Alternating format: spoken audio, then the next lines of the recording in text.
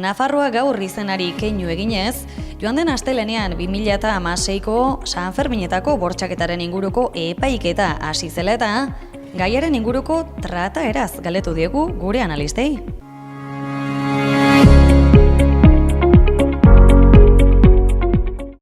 ...2016ko San Ferminetan 11 eraso sexista salatu ziren Iruñean. Aurten berriz 12 emakume izan dira salaketa jarri dutenak.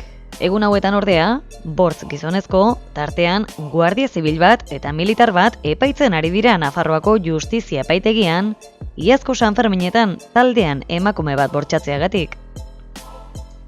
Epaiketa hasi aitzinetik zein ondoren, biktimak jaso duen trataera mediatiko eta juridikoa salatu dute hainbat herritarrek euskarri desberdinetan.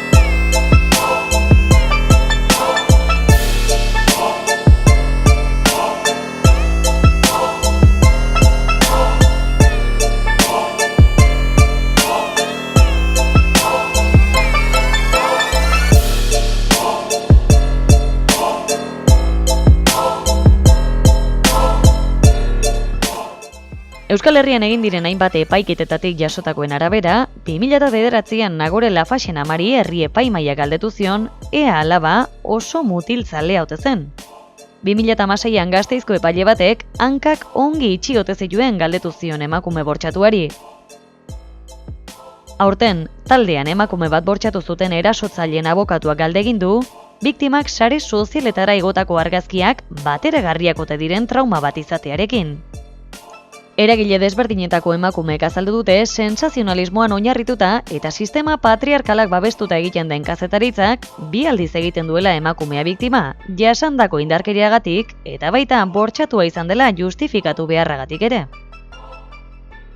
2016ko San Ferminetako bortxaketaren epaiketak genero indarkeriaz legeak dituen hutsuneak azalean utzi ditu gainera elkarrizketatu ditugun ordezkarian itzen ustez. Fokua biktimengan jartzen da, babesik gabe utziz eta uneoro ezbaian jarriz beren hitza. Halere, badago gaia soilik justiziaren esku utzi behar dela erraten duenik ere. Eraso sexista garrantzitsua izan da, baina badira hainbat eta hainbat eraso sexista honen antzekoak.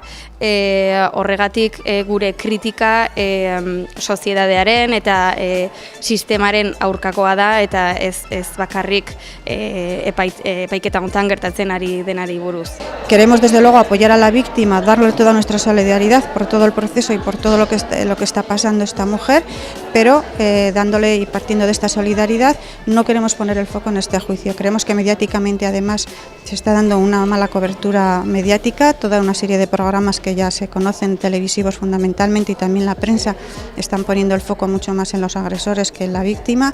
Se está reproduciendo un amarillismo terrible y desde luego no estamos nada de acuerdo en cómo se está tratando este tema a nivel mediático ni a nivel de la prensa en general. Bueno, guk babesten dugu, plataforma gisa egin dugun irakurketa edo egin den irakurketa eta bueno, ez dugu areagotu nahi.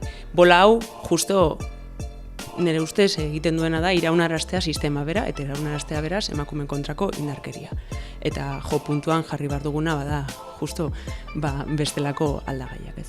Ikusten duguna da, biktimak kasu honetan tratatzen dituztela beraiek izango balira bezala delinkuenteak. Osea, kasu honetan, kasu hauetan, bortxaketa kasuetan, biktima bera da epaitzen dena. Berdin dio pertsona batek zer egin duen aurretik, zer egin duen gero, baizik eta hemen epaitu egin behar dena da, gertaera bera. Beste kasu batzuetan ez da hori gertatzen. Norbaiti etxean sartu eta lapurtzen badiote, ez dute galdetzen abera atea zabalik utzi duen, ze berez denok dakigu hori delitu bat dela, norbaiten etxean sartu eta lapurtzea. Kasu honetan beti egiten dena da, bortxaketa kasuetan egiten dena da aztertu pertsona horren bizitza. Eta hori ezin da tratatu horrela. Baina ez da bakarrik orain adibidez sarritan, galdetzen diguzue kasu konkretu honi buruz eta ematen ari zaion tratamendua beste guztietan gauza bera gertatzen da, eta ezberdintasun bakarra da fokuak ez daudela bertan. Epaitegitan emakumeak sartzen direnean salaketa batekin, ematen zaien tratamendua dudan jartzea bere hitza, behin eta berri zalantzan jartzea, hori da gure egunerokotasuna. 11 eraso, salatuak izan ziren 11 eraso egon zirela San Ferminetan, baina nik uste dut San Ferminetan egon garen emakume guztiak jaso dugula, bai intentsitate basuko zein intentsitate altuko erasoak, beraz 11 baino askoz gehiago gertatu ziren 2016an. Ez baditugu salatzen, ez ditugu horren berriz eta beraz ez dira existitzen. Bueno, nire ustez, eta egia samar baldin badut, lotxagarri samar suertatzen ari zait, oroar, salbuespen ikusten ari garen, trataera mediatikoa. Azken batean ematen du epaiketa paralelo bat ezarri zaiola neskari, kasu honetan, biktimari, bere intimitatea, ez dakize punturaino, komunikabide askotan errespetatzen ari ote den. Zerbait garbi gelditzen ari baldin bada, kasu honetan ere, bada norbaiten iritzia, norbaiten esana, kolokan jarri behar baldin bada, azken batean beti ere joera dela emakumearena eta biktimarena auzitan jartzera eta ez erasotzaileena. Realmente, mire, entrar en estos temas judiciales, yo tengo por costumbre, y la tenemos también, se debe tener, creo, por todos los partidos políticos y los representantes públicos, es dejar trabajar a la justicia. Por lo tanto, creo que no es momento de que nosotros nos posicionemos, aunque cada uno puede tener su opinión personal, yo la puedo tener, pero en ningún caso como representante político debo darla. Que actúen los jueces y que dictaminen justicia. Momentu honetan ari direla elementu horiek nahita sartzen, eztabaida oso klasiko bat da, emakume on indarkeria kasuetan, halako elementuak gehitzea, emakumea kasu honetan, haren papera gaiztotzeko eta esan dudan bezala bigarrengoz epaitzeko.